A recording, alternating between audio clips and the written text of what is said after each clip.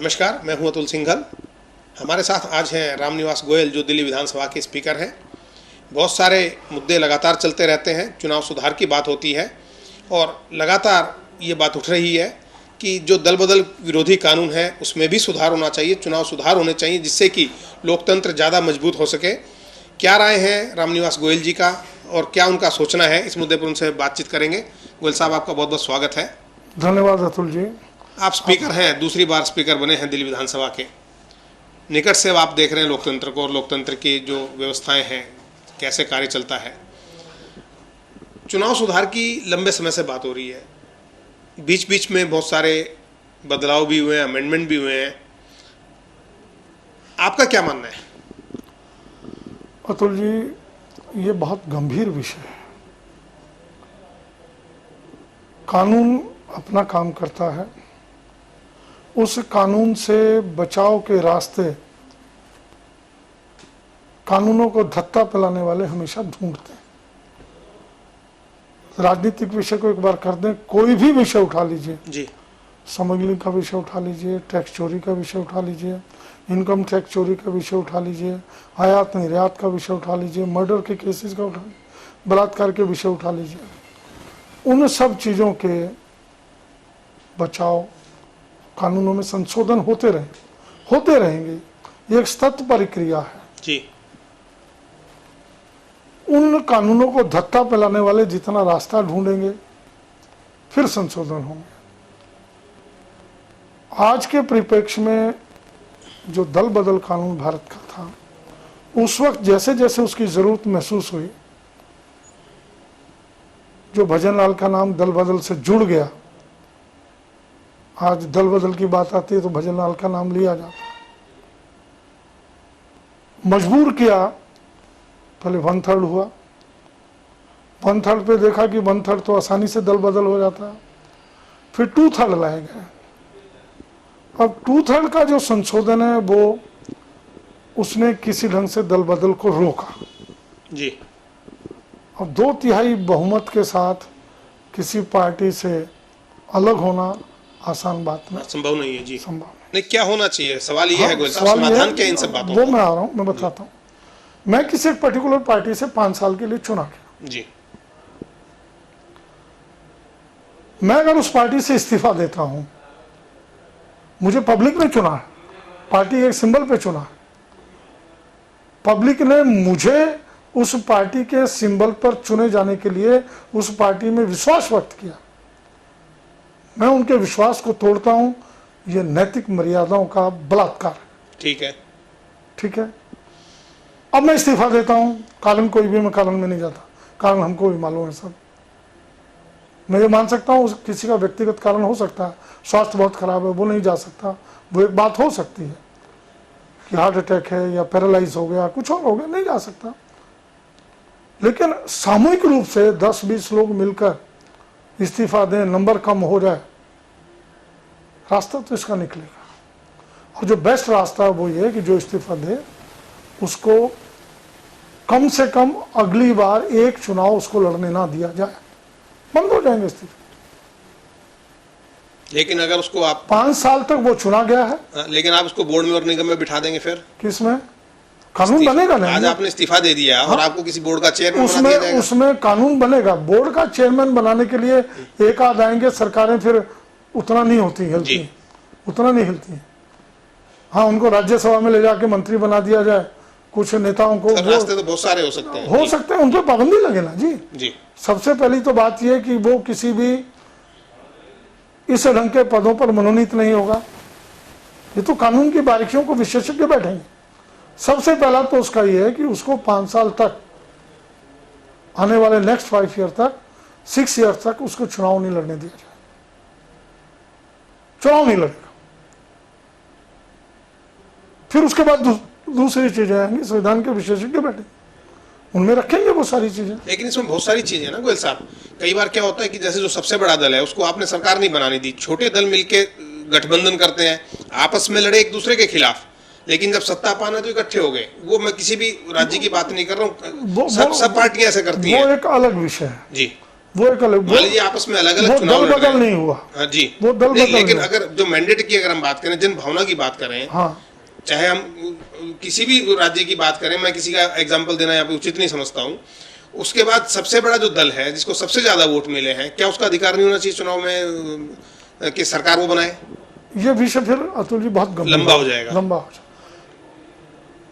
ऐसे भी उदाहरण मैं नाम ले लेता हूँ, आप नाम ना लीजिए, मैं नाम ले लेता हूँ। जी। गोवा में क्या हुआ, बड़ी पार्टी कांग्रेस थी, तोड़ करके बड़ी पार्टी बन गए। मिजोरम में क्या हुआ, यही हुआ। कहाँ नहीं हुआ ये जो है। नहीं, वो तो दिल्ली में भी जैसे यही था कि मान लीजिए 2013 में 32 सीटें थी बीजेपी को, आपकी पार्टी छोटी थी, आम आदमी पार्टी को कम सीटें थी, लेकिन वो कांग्रेस से मिलकर उसने कांग्रेस से मिलकर सरकार बना ली। जी, ये संवैधानिक दृष्टि से इसमें मैं परहेज नहीं मानता। आज की नहीं संवैधानिक दृष्टि से गलत नहीं है, दो लेकिन नैतिकता की अगर हम बात करते हैं, नैतिकता से भी गलत नहीं है। इसमें दो चीजें, पब्लिक ने मैंडेट दिया है 5 साल के लिए। जी, ये बात ठीक है कि 4 दल लड़े, 3 दल लड़े, 2 दल लड़े, उनको किसी को मेजोरिटी नहीं मिली। संविधान ये कहता है कि सरकार बनाने का रास्ता निकलना चाहिए, दोबारा चुनाव ना थोपा जाए। उसमें अगर 3 दल आपस में मिलकर सरकार बना लेते हैं या 2 दल आपस में सरकार मिलकर बना लेते हैं, वो संविधान और उस स्टेट या देश की सरकार को मर्यादाओं के अंतर्गत बचाने वाली बात है। उसमें एक दूसरा रास्ता भी है, वो गलत है। कांग्रेस के आए 25, जनता दल के आए 20, भाजपा के आए 16।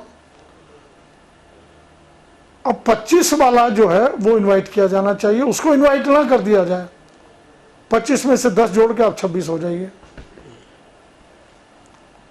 मतलब कि छोटे जो अकेला है या छोटा दल है उसको सरकार बनाने के लिए आमंत्रित किया जाए। उसको 2 दल हैं, 3 दल हैं, वो मिलकर के, मैं ये नहीं कह रहा हूं, वो मिलकर के अगर राज्यपाल को 3 दलों ने मिलके लेटर दिया है राज्यपाल को कि हम तीनों दल एक साथ मिलकर के, वो छोटे हों कोई बात नहीं, बड़ा दल लेटर नहीं दे पाता कि मुझे ये दल सपोर्ट कर रहे हैं। अब बिल्कुल क्लियर ही एक बात कर रहे हैं, महाराष्ट्र में हुआ ना जी, ठाकरे यही तो कह रहे थे मुझे मुख्यमंत्री बना दो।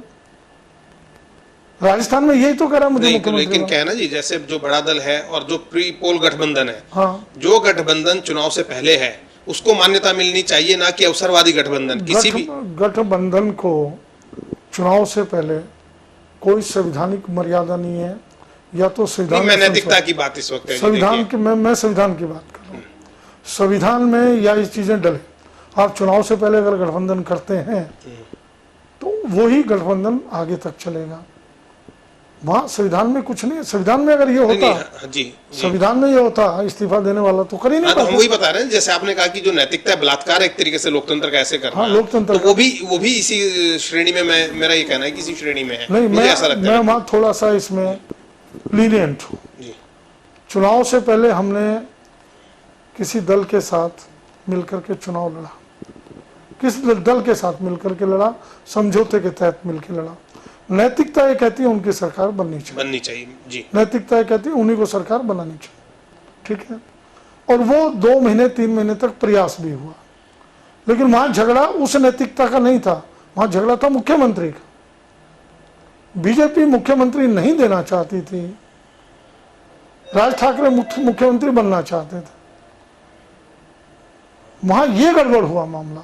नहीं, मैं तो ओवरऑल बात कर रहा हूँ। ओवरऑल ऐसा एक एग्जाम्पल, ओवरऑल ऐसा है ही नहीं, ओवरऑल तो कभी ऐसा हुआ ही नहीं। कोई एक ये घटना हुई है, मेजर जो घटना हुई होगी कोई एक आध, जहाँ मिलके लड़ा दलों ने, उन्होंने सरकारें बनाई हैं, भले वो साल भर चली हों, 2 साल चली हों, लेकिन वहां झगड़ा हुआ मुख्यमंत्री का, और उस मुख्यमंत्री के झगड़े का लाभ उठाया कांग्रेस ने जी, शरद पवार ने, कांग्रेस ने। अब इस मुख्यमंत्री के झगड़े का, राजस्थान का लाभ उठाया जा रहा है। यही महाराष्ट्र में हुआ, मुख्यमंत्री के पद के झगड़े का लाभ उठाएगा। और उसके रास्ते जो है वहाँ अभी संविधान कुछ नहीं कहता, दल बदल कानून को धत्ता पिलाकर इसके रास्ते निकाले गए। और ये भी लंबे समय नहीं चलने वाला है। मुझे तो अटल जी का बड़ा अच्छा एक वोट खरीद सकता था मैं, उनका भाषण आज भी पढ़ लिया जाए, कोई लोकतंत्र में विश्वास करने वाला आंखों में आंसू ना आ जाए, रह नहीं सकता। इतना मार्मिक शब्दों में उन्होंने हाथ उठा के बोला पार्लियामेंट में, वो दृश्य सबके याद है जी। मंडी सजी हुई थी, खरीदार कोई नहीं था। आज मंडी भी सजी हुई है, खरीदार। बहुत बहुत धन्यवाद हमसे बहुत बात बहुत करने के धन्यवाद लिए। अतुल जी, बहुत नमस्कार। बहुत। ये लोकतंत्र भारत का बचेगा, लोग रास्ता निकालेंगे, दोनों पक्ष के लोग रास्ता निकालते हैं, ये भी रास्ता निकलेगा, फिर कोई ना कोई रास्ता और निकाल लेंगे लोग, फिर कोई नई संविधान में बदल चलता रहेगा तो सतत ये प्रक्रिया है। कंटिन्यूस प्रोसेस है। बलात्कार को लेकर हमने कितने संशोधन किए, फिर बलात्कार बंद नहीं हो रहे। तो ये सारी चीजें बड़ी गंभीर हैं। चिंतन मीडिया को करना चाहिए, चिंतन हम लोगों को करना चाहिए। जी बिल्कुल। बहुत बहुत धन्यवाद अतुल जी। बहुत बहुत नमस्कार, धन्यवाद। नमस्कार। रामनिवास गोयल जी जो दिल्ली विधानसभा के स्पीकर हैं, खुलकर बहुत सारी बातें उन्होंने कही और साथ में ये कहा कि सुधार की प्रक्रिया जारी रहनी चाहिए, सतत प्रक्रिया है ये, और सुधार की गुंजाइश हमेशा बनी रहती है। सरकारें मिलकर बैठें, पॉलिटिकल पार्टीज़ मिलकर बात करें और फिर रास्ता निकालें कि कैसे लोकतंत्र को ज़्यादा बेहतर और मजबूत बनाया जा सकता है। कार्यक्रम में आज इतना ही, अगले कार्यक्रम में फिर करेंगे मुलाकात। तब तक के लिए दीजिएगा इजाज़त। नमस्कार।